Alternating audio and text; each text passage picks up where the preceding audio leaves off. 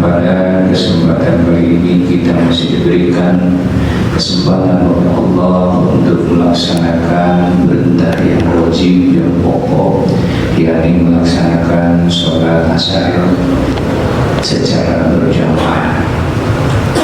Salawat serta salam tetap tercurah limpahkan kepada baginda kita Nabiullah Muhammad Sallallahu Alaihi Wasallam, tak lupa kepada keluarga, sahabat, kerabat, tabi'in beserta umatnya hingga akhir zaman. Mudah-mudahan kita sekalian mendapatkan syafaatul ummah pada kiamat nanti dan beliau Allah. Hadirin yang dirahmati Allah Subhanahu wa Ta'ala, sebagaimana tadi disampaikan, kajian pada kesempatan pada asyar kali ini ialah tentang ilmu tauhid, mengajar pada materi sifat tabligh bagi seluruh Rasulullah Allah Subhanahu wa Ta'ala. Sebagaimana dalam perkataan musannif yang tercatat dalam kitab Tijan Ad-Daruri, qala musannif rahimahullah ta'ala, wa yajibu fi haqqihim alaihim wassalatu wassalam tablighun, yang artinya wa yajibu dan wajib fi haqqihim, pada haknya Rasul-Rasulnya Allah alaihi wassalatu wassalam. Tablighun yakni sifat tabligh artinya menyampaikan. Menyampaikan apa? Menyampaikan ma'umiru bitablighihi lil khalqi, menyampaikan apa yang telah diperintahkan oleh Allah Subhanahu wa Ta'ala bitablighihi, untuk disampaikannya lil khalqi, kepada seluruh makhluk Allah.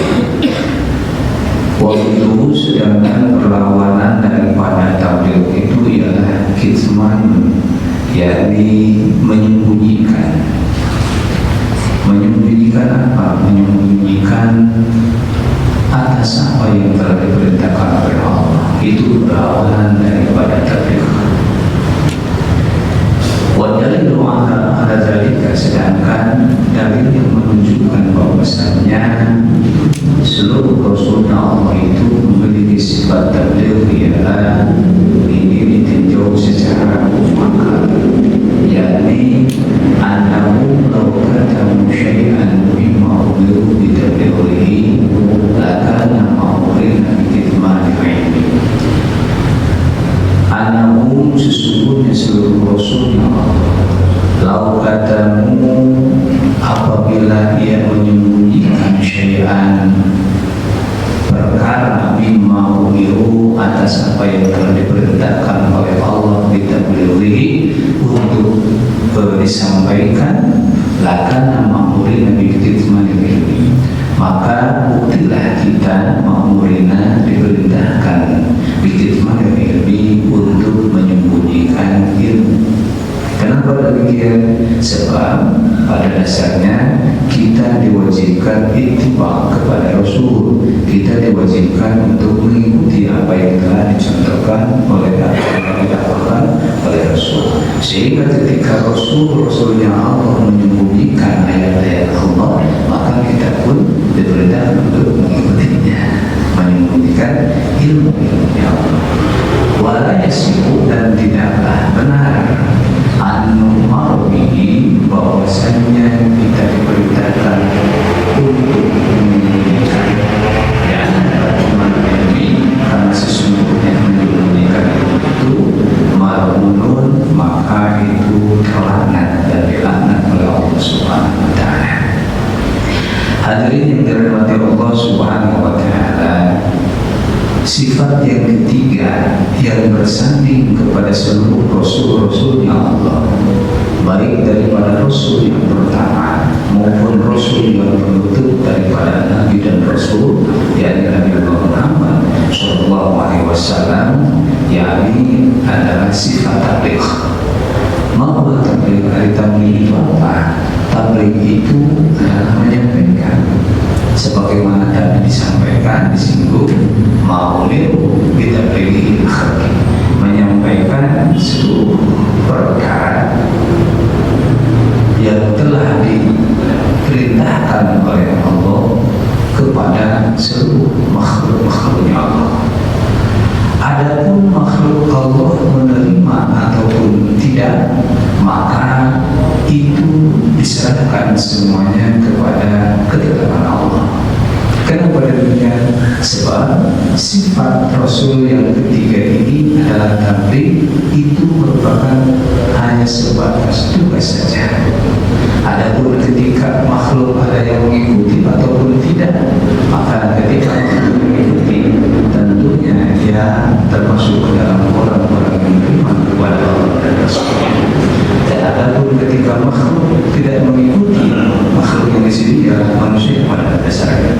Adapun makhluk tidak mengikuti apa yang telah disampaikan oleh Rasul-Rasulnya Allah, maka ia telah kufur dan kafir pangkatnya di hadapan Allah Subhanahu wa Ta'ala. Sedangkan arti wajib di sini tadi disampaikan wajib hakim alaihi wassalatu wassalam.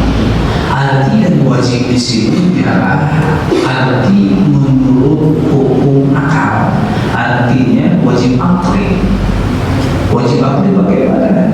Wajib akli yang memiliki makna akal gharizi atau akal manusia mengerti bahwasanya kalau atau apabila para rasul-rasulnya Allah memiliki sifat tabligh.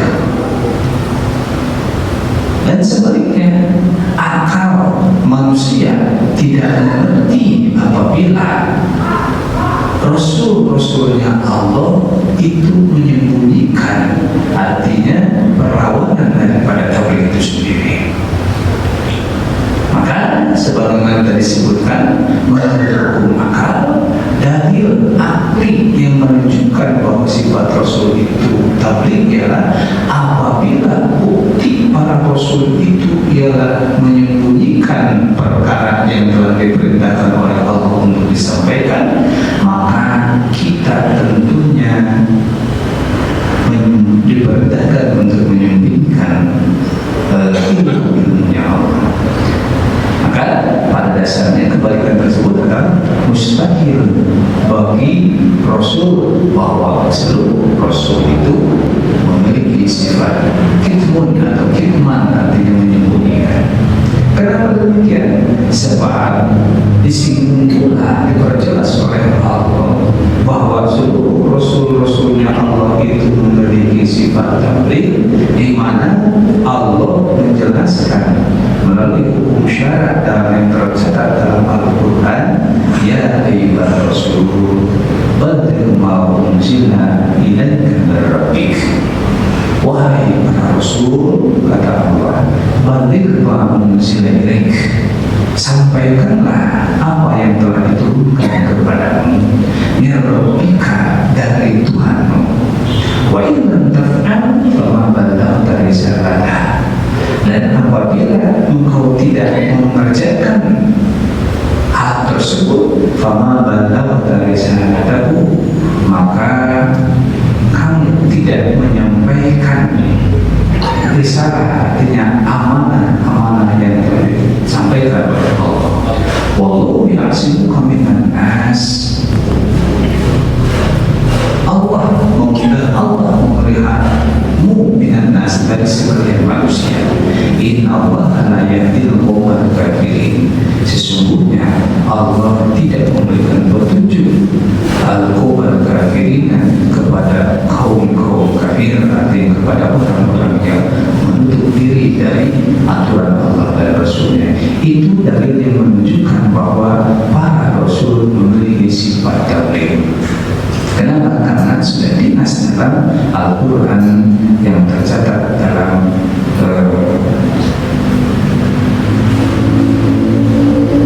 mohon maaf ini saya lupa ya suratnya. Nah, kemudian diperkuat juga dalam Al-Quran yang lainnya, ketika Rasul-Rasulnya Allah itu memiliki sifat tabligh dan perlawanannya itu adalah menyembunyikan, di mana dalam Al-Quran surah Al-Baqarah 159, innal ladzina yaktumuna ma anzalna minal bayyinat wal huda min ba'di ma bayyanahu lin-nas fil kitab ulaika yal'anuhumullahu wa yal'anuhumul la'in. Ini menunjukkan bahwasannya tentunya seluruh atau para rasulnya Allah memiliki sifat tabligh dan mustahil memiliki sifat kitman atau menyembunyikan. Sebagaimana dakwah Allah, sesungguhnya orang-orang yang telah menyembunyikan ma anzalna minal bayyinat, perkara yang telah kami turunkan minal bayyinat berupa keterangan wal huda dan petunjuk min ba'di ma bayyanahu lin-nas. Setelah kami menerangkan kepada seluruh manusia fil kitab, di dalam kitab, makna fil kitab di sini adalah di dalam kitab Allah yang telah diturunkan seluruhnya oleh Allah kepada rasul-rasulnya. Ulaika yal'anuhumullah, maka mereka itu mendapatkan laknat Allah. Wa yal'anuhumul la'inun, dan mendapatkan laknat daripada orang-orang yang telah dilaknat oleh Allah Subhanahu wa Ta'ala. Ini tadi menunjukkan bahwa para rasul itu memiliki sifat tabligh dan perlawanan hikmah, dan begitu pun sekaligus ancaman bahwa orang-orang yang telah menyembunyikan ayat-ayat Allah. Dan diperbuat pula melalui hadis Nabi, balighu anni walau ayat, sampaikanlah apa yang didapat dariku walaupun satu ayat.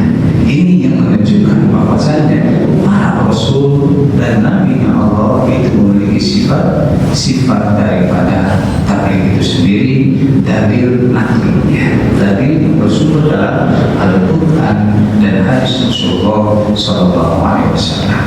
Sehingga hukum syara mewajibkan kepada seluruh mukallaf. Arti daripada mukallaf itu ialah orang yang beriman kepada Allah dan Rasulnya yang telah mencapai baligh. Intinya orang yang baligh dan berakal. Mewajibkan kepada seluruh orang yang telah baligh dan berakal untuk mengiktikadkan bahwasannya para nabi dan rasulnya Allah memiliki sifat tabligh. Sehingga ketika kita membohongkan, kita mendustakan, kita tidak mengiktikadkan bahwa nabi dan rasulnya Allah itu bersifat hikmah atau menyembunyikan, maka kufurlah kita, maka tidak dapat Allah dan rasulnya. Adapun iktikad daripada hal tersebut yang telah diwajibkan oleh Allah tentang sifat-sifat Rasulnya Allah itu ya tergantung bagaimana niat dalam hati seseorang. Ketika ada yang mengucapkan lisan dengan lisannya bahwa Rasul itu tabligh, namun hatinya bertolak belakang, maka itu termasuk dalam orang-orang yang munafik. Ada orang yang mengucapkannya dengan lisan, begitu pun dengan hatinya sepenuhnya mempercayainya, maka itu termasuk orang yang beriman kepada Allah dan Rasulnya. Ada pula orang yang tidak mengucapkan, kemudian di dalam hatinya mengucapkan, maka itu termasuk dalam orang yang menolak akan aturan Allah, sebagaimana orang-orang kafir Yahudi. Orang kafir Yahudi mempercayai bahwa Muhammad itu adalah nabi dan rasul yang terakhir. Namun dikarenakan ia memiliki kepentingan, maka disembunyikanlah hal tersebut. Kenapa? Sebab terdapat dalam kitab Taurat bahwasanya terdapat sebuah ayat dalam kitab tersebut tentang Nabi dan Rasul terakhir, yaitu Nabi Muhammad SAW. Dikarenakan mereka itu egonya tinggi sehingga disembunyikan ayat tersebut, maka jelas dalam Al-Quran bahwa atamurun nasa bil birri wa tansawna anfusakum. Mereka itu memerintahkan, menyuruh kepada siapa? Kepada saudaranya yang muslim agar tetap melakukan kebaikan sesuai dengan apa yang diajarkan oleh Muhammad. Tapi mereka melupakan dirinya sendiri. Kenapa demikian? Sebab mereka memiliki kepentingan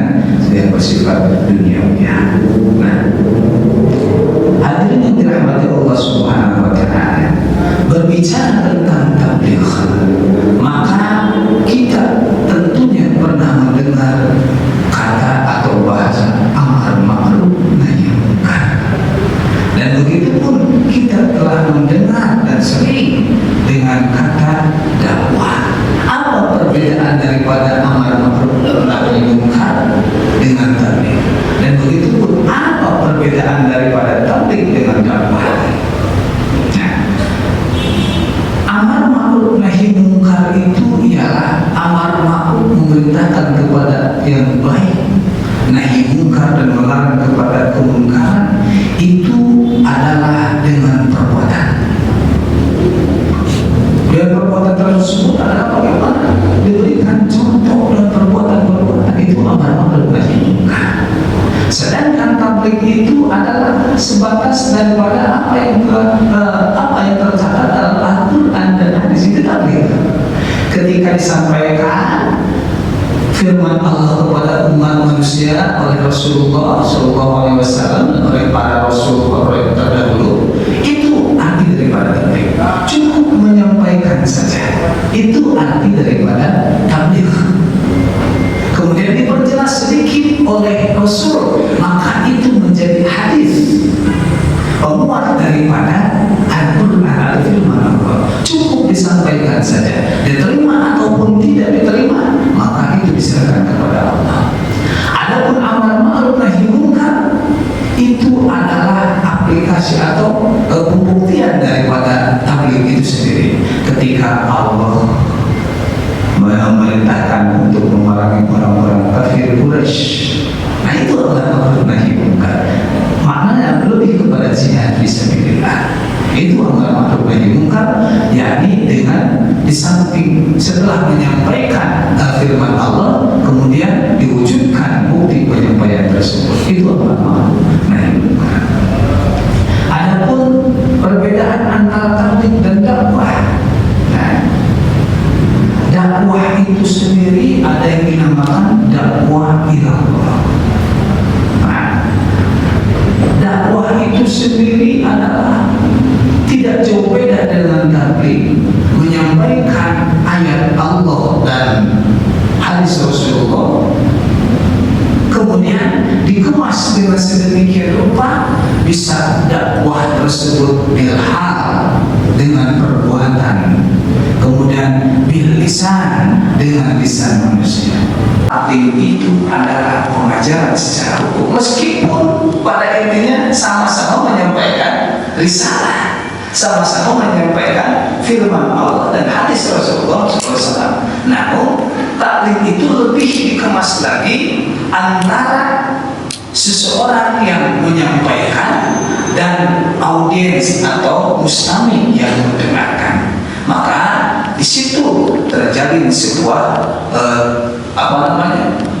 persambungan antara ilmu, sanad syekh, sanad keguruan, sanad ilmu dari A kepada B, B kepada C, terus atas hingga kepada Rasulullah SAW. Sedangkan tabligh tadi disebut pengajaran secara hukum internal antara guru dan murid, itu tabligh. Nah, itu makna daripada tabligh, amar ma'ruf nahi munkar, dakwah dan tabligh. Dan begitu pun dalam tabligh memiliki rukun, di mana ada 3 rukun. Satu, ada mubaligh. Apa itu mubaligh? Orang yang menyampaikan. Siapa? Tentunya mubaligh tersebut adalah sesuai dengan bahasa tersebut adalah para nabi dan rasulnya Allah. Itu tabligh, mubaligh. Rukun yang pertama tabligh. Setelahnya, setelah para rasul dan nabinya Allah, maka diwariskan kepada para ulama-ulamanya Allah. Nah, kemudian yang kedua, mubaligh bihi. Apa yang disampaikan? Materi apa yang disampaikan? Ketika firman Allah turun tentang A, maka disampaikan sesuai dengan apa yang telah disampaikan oleh Allah. Tidak digubah sedikit pun kata-kata atau lafaz yang telah disampaikan oleh Allah melalui perantara Rasul malaikat Jibril kepada Rasul-Rasulnya Allah. Kemudian yang ketiga, mubaligh ilaih, yakni penerima. Siapa penerimanya? Makhluk. intinya pada dasarnya adalah makhluk di sini adalah seluruh umat manusia. Dan tentunya setelah ada rukun yang tiga tersebut tentu memiliki syarat-syarat ketika tabligh. Yang pertama, muslim, beragama Islam. Kemudian yang kedua, mukallaf, baligh dan beragama. Yang ketiga adalah mampu untuk menyampaikan. Sedangkan yang keempat adalah mengetahui apa yang disampaikan. Kenapa demikian? Sebab ketika seseorang menyampaikan tapi dia tidak mengetahui apa yang disampaikan, maka suatu saat nanti telah akan dipertanggungjawabkan. Wala taqfu ma laysa laka bihi inna as-sam'a wal basara wal fu'ada kullu ulaika kana anhu mas'ula. Dan janganlah sekali-kali kalian mengikuti apa yang kalian tidak mengetahuinya. Inna as-sam'a, karena sesungguhnya pendengaran, wal basara penglihatan, wal fu'ada dan akal, kana anhu mas'ula, telah pada hari kiamat nanti akan dipertanggungjawabkan oleh Allah Subhanahu wa taala. Sebagaimana viral sekarang ada seorang ustadz yang menyampaikan bahwasanya tentang menelisik daripada amaliyah yang lain yang tidak sesuai dengan diri, seperti amaliyah tahlilan dikoreksi. Kata ustadz tersebut, harga tersebut adalah ustadznya menipu umat dan memaksa secara tidak langsung kepada umat. Pada ketentuannya bagaimana? Pada ketentuannya seorang ustadz yang mengadakan tahlilan tidak pernah memaksa kepada orang yang keluarga yang ditinggalkan mati untuk mengadakan tahlilan. Kemudian seorang ustadz yang memimpin tahlilan tidak pernah meminta mengenai unsur atau upah daripada tahlilan tersebut. Maka ini yang dinamakan syarat untuk menyampaikan ayat Allah dan hadis Rasulullah SAW, yakni mengetahui apa yang disampaikan, jangan sampai hanya sebatas akal pikiran belaka tanpa didasari dengan sandaran hukum Al-Quran, Sunnah, hadis Nabi, ijma' para ulama dan kias yang dihasilkan daripada ijma' para ulama itu sendiri. Kenapa demikian? Sebab dasar hukum dalam Islam itu tidak terbatas hanya sebatas Quran dan Sunnah saja. Quran dan Sunnah itu adalah dasar hukum yang pokok, namun kita tidak dapat mengetahui isi Quran dan Sunnah Rasul kecuali dengan ijma'nya para ulama. Dan ijma' para ulama setelah mengadakan ijma' ketika ada sesuatu yang tidak terdapat dalam Al-Quran dan Sunnah, maka setelah ijma' para ulama kemudian ada hukum yang baru, maka dinamakan itu qiyas. Arti daripada qiyas itu sendiri adalah menyesuaikan dengan hukum-hukum yang terdahulu. Maka ketika kita mengetahui daripada dasar hukum Islam itu sebagaimana banyak di antara dasar hukum Islam itu sendiri, Ahlus Sunnah wal Jamaah meyakini ada 4: Quran, Sunnah, Ijma' dan Qiyas, dan bahkan yang lainnya ada lagi dasar hukum yang lainnya. Maka tentunya tidak akan terdapat sebuah dakwah yang saling menyinggung dan menyindir daripada amaliyah yang telah diperbuat oleh orang lain. Tentunya mereka yang mau berbuat tersebut tidak terlepas daripada aturan hukum yang telah ditetapkan oleh Allah dan Rasulnya, ijma' para ulama dan qiyas yang didapatkan oleh para ulama. Itu yang dapat saya sampaikan. Mudah-mudahan apa yang telah disampaikan ada guna dan manfaatnya, khususnya bagi pribadi umum dan jemaah sekalian. Wallahu a'lam bishawab. Wallahu muwaffiq. Wassalamualaikum warahmatullahi wabarakatuh.